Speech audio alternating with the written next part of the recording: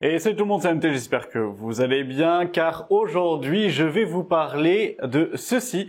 Il s'agit tout simplement de mon PC portable. C'est un PC portable que j'ai maintenant depuis plus de 6 mois. Alors, il m'a été envoyé par une agence, donc il travaille avec Intel. Donc on a un processeur Intel de 11e génération intérieure, mais on en parlera après d'un point de vue performance, parce que vous allez voir qu'il en vaut le détour très clairement.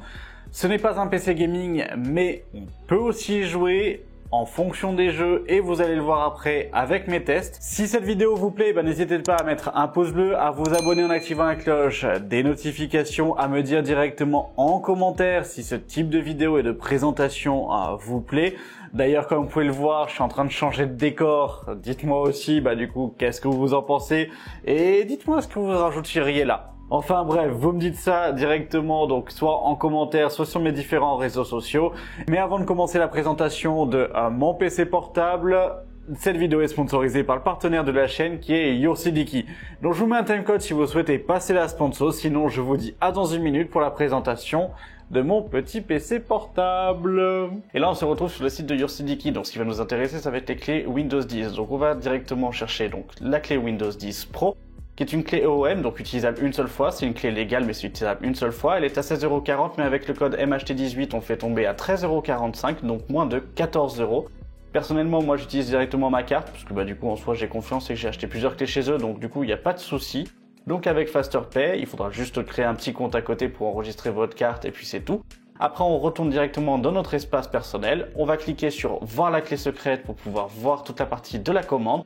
Puis en descendant, on va avoir obtenir la clé. Donc on clique sur obtenir la clé. On ouvre les paramètres après d'activation de Windows, tout simplement. On fait un gros copier-coller de la clé et on active directement Windows. Et Windows est activé du coup pour moins de 14 € grâce à YourCDKey. Donc voilà, profitez-en bien. Voilà, la sponsor étant passée, place à la présentation de ce petit joujou. Alors il s'agit d'un Acer Swift 5, le modèle exact c'est le M19H5, un modèle qui embarque un Core i7 de 11e génération, donc le 1165 G7, avec une carte graphique intégrée, donc une Intel Iris Xe. On va se retrouver avec 16 Go de RAM et 500 Go de SSD en NVMe à l'intérieur. On est sur une taille de 14 pouces. D'un point de vue connectique, qu'est-ce qu'on va retrouver? Finalement, il est un peu pauvre. On va se retrouver juste avec un port jack, un USB, un anti-vol d'un côté et de l'autre côté un HDMI, un USB, un type C.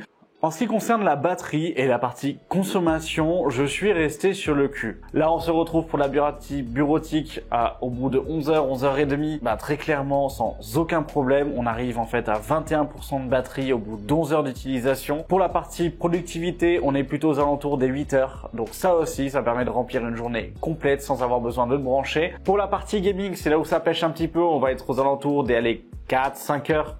En fonction des jeux, en fonction des paramètres d'alimentation que vous mettez, si c'est de l'économie ou si c'est de la partie performance.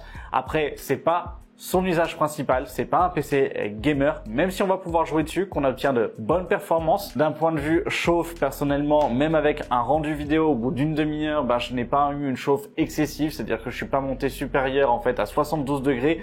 Très clairement, pour un PC portable, c'est quand même très bon. Après, pour la partie gaming, là, on chauffe quand même un petit peu, où on arrive aux alentours des 85 à 87 degrés de moyenne sur les jeux. Là, c'est un petit peu, le point négatif, mais comme je le redis et comme je vais le redire, il n'est pas non plus fait pour du gaming, même si on peut, c'est pas fait pour en usage intensif. Un point par contre ultra positif, et ça que j'ai adoré sur ce PC là, c'est simplement qu'on a une dalle qui est tout simplement magnifique. Je vais rapidement vous la montrer.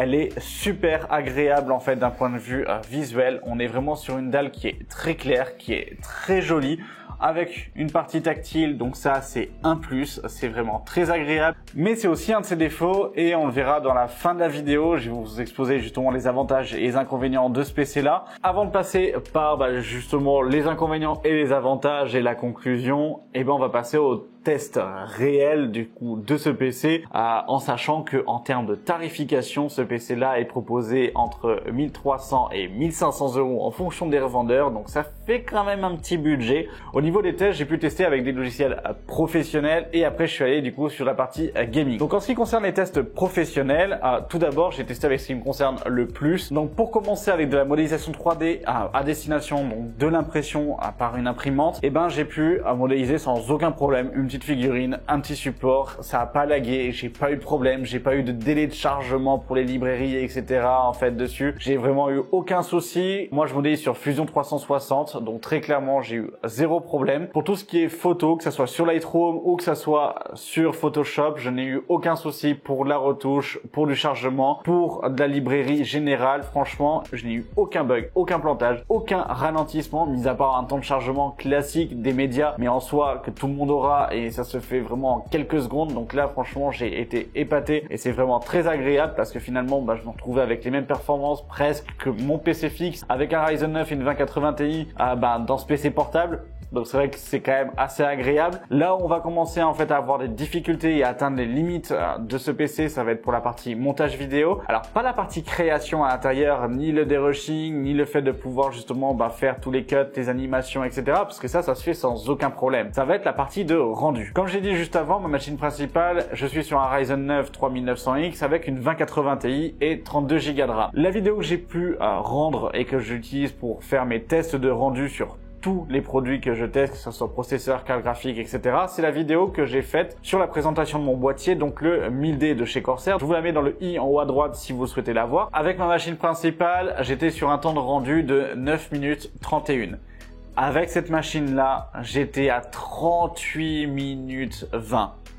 Très clairement, c'est, j'allais dire, un peu inadmissible, si je peux dire ça, de dire comme quoi, justement, c'est fait pour du montage. Parce que en soi, ce n'est pas fait pour du montage quand vous voulez faire le rendu. Si vous voyez cette machine comme étant une machine secondaire parce que vous êtes en déplacement, que vous voulez vous avancer sur un projet, que vous souhaitez, par exemple, faire des rushs, couper tout ce qui va pas, etc., commencer à organiser, faire vos animations, faire vos cuts ou autre, ça là, il n'y a aucun souci. Très clairement, il n'y a aucun problème, que ce soit sur un disque dur externe ou que ce soit avec un disque dur en interne, j'ai eu aucun souci, que ce soit sur Vegas ou sur Premiere, donc ça, aucun problème. Par contre, pour la partie rendue, je vous dirais, faites un export sur un disque, prenez-le sur votre machine principale et faites le rendu sur votre machine principale. Si vous êtes dans le cadre où vous avez un usage vraiment professionnel avec un argument de rentabilité derrière à avoir. Pour une personne qui veut commencer sur YouTube, etc. ou autre, très clairement, oui, il n'y a pas de souci. Vous allez pouvoir faire votre montage, ça va mettre du temps quand vous allez faire le rendu. Mais en soi, vous n'êtes pas non plus en fait à la minute directement et techniquement, on s'organise pour pas non plus sortir une vidéo le jour pour le jour. En ce qui concerne le gaming, tout simplement, j'ai pu faire pas mal de tests. Très clairement, je vous le dis, avant de vous présenter les benches, sur des gros jeux, vous attendez à rien d'exceptionnel. On n'est pas non plus sur un PC gamer. Au vu de son tarif, entre 1003 et 1005, si vous cherchez uniquement un PC pour du jeu, vous pouvez tout de suite arrêter la vidéo ici. Parce que très clairement, pour ce budget-là, vous avez d'autres PC, comme j'ai présenté par exemple avec le G15, que je vous remets aussi dans le petit i en haut à droite. Ça sera largement le travail avec beaucoup plus de performance que celui-ci. Celui-ci va plutôt concerner des personnes qui souhaitent par exemple jouer un petit peu, se faire une game, etc. type passe-temps parce que vous êtes en déplacement ou autre. Mais très clairement, si c'est pour votre machine principale pour du jeu, non.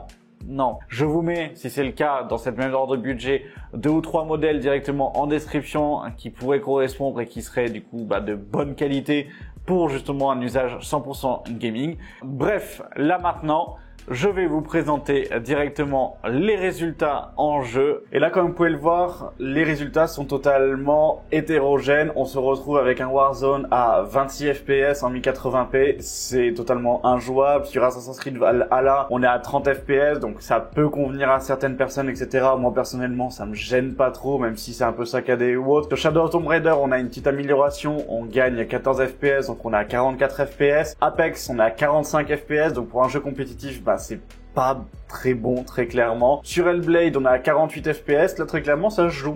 C'est assez agréable, etc. C'est pas non plus en fait saccadé ou autre, donc c'est quand même assez agréable. Sur GTA 5, on est à 50 FPS de moyenne, donc là très clairement, ouais, ça peut jouer, ça peut être sympa. Et là, on va arriver dans les jeux qui finalement peuvent être joués de façon simple et de façon efficace. On va se retrouver avec Fortnite avec 79 FPS, R6 donc Rainbow Six Siege, on est à 85 FPS. Sur Valorant, on est à 146 FPS, donc là une bonne surprise. Après, il consomme pas énormément, donc c'est vrai que du coup ça nous permet quand même de pouvoir avoir de bonnes performances. Et sur Counter-Strike, bien évidemment, on est à 200 FPS. Donc très clairement, on arrive à avoir de très bonnes performances sur des petits jeux compétitifs. Dès qu'on arrive sur des jeux qui ont une demande et en ressources graphiques un peu élevées, là, finalement, on perd très clairement en performance et c'est pas évident. C'est pas ultra agréable, mais en tout cas, ça vous permet de vous rendre compte que on a la possibilité quand même de pouvoir jouer. Après, pas non plus dans d'excellentes qualités, pas non plus, j'allais dire, à des taux d'image par seconde ultra élevé. Voilà, c'est pour ça que je dis que c'est pas un PC qui est fait pour le jeu exclusivement, mais qui permet quand même d'avoir des performances convenables en fonction des jeux auxquels vous jouez. Et donc là, on en vient aux avantages et aux inconvénients de ce PC. Et on va commencer par les inconvénients. Dans un premier temps, le premier inconvénient que je vais trouver, ça va être tout simplement son manque de connectivité. C'est-à-dire que à l'heure actuelle, on se retrouve avec peu d'USB, on n'a pas de RJ45, on n'a pas de lecteur de carte, que ce soit une micro SD ou une carte SD. Un autre inconvénient, qui est un inconvénient indirect, si je peux dire ça, à ce PC-là, parce qu'il faut l'avoir cassé pour pouvoir justement voir cet inconvénient, et c'est tout simplement l'aspect réparabilité. Ouais, parce que très clairement, ce PC, comme je l'ai dit, on est entre 1300 et 1500 €, juste l'élément de la dalle, c'est-à-dire en fait toute cette partie-là, parce qu'on ne peut pas décoller l'écran, donc on change en fait l'intégralité de la dalle dans le cas où en fait on a cassé l'écran ou qu'on a un pet sur la coque par exemple sur l'arrière, c'est 480 € minimum. Donc si vous savez pas le démonter ou autre, il faudra aller en magasin pour l'avoir ouvert, avoir vu ce que ça donne à l'intérieur. Techniquement, il faut entre une demi-heure et 1 heure de montage, donc ça va vous coûter entre 50 et 100 € de plus pour la réparation. Allez, je vais voir une fourchette basse, on va être à 550 € de réparation si le réparateur prend pas de marge sur la pièce. Et très clairement, on va se retrouver avec un PC où juste l'écran coûte près de la moitié de l'ordinateur en lui-même. Et maintenant, j'en viens aux avantages au niveau de ce PC. Très clairement, il a tout pour lui. C'est-à-dire que il est, d'une, beau. Très clairement, moi je trouve d'un point de vue design, il est quand même bien fait. Il est ultra léger.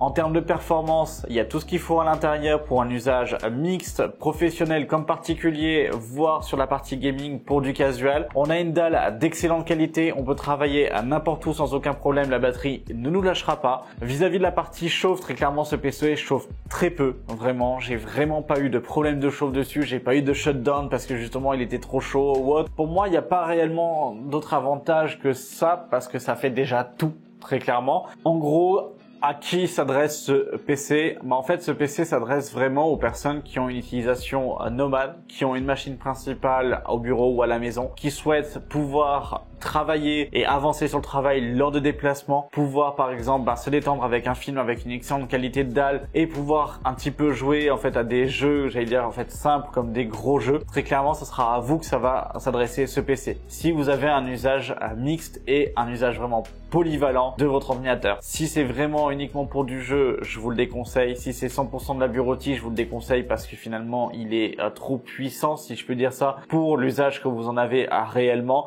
Et si c'est pour du 100% productivité, pour faire du 100% montage, retouche photo, etc., non. Très clairement, ça sera pas la machine en fait vers laquelle moi je vous conseillerais d'aller. De toute façon, je vais vous mettre des PC portables avec 3 catégories, gamer, bureautique et productivité.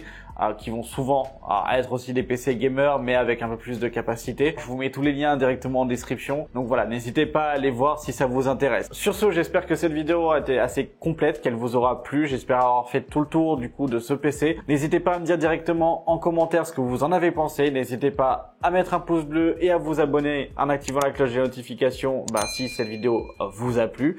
N'hésitez pas non plus, si vous avez des questions, à me suivre sur mes différents réseaux sociaux, que ça soit sur Twitch, sur Twitter, sur Discord, sur Instagram. Sur ce, j'espère que cette vidéo vous aura plu et je vous dis à la prochaine pour une vidéo sur la chaîne. C'était MT, salut!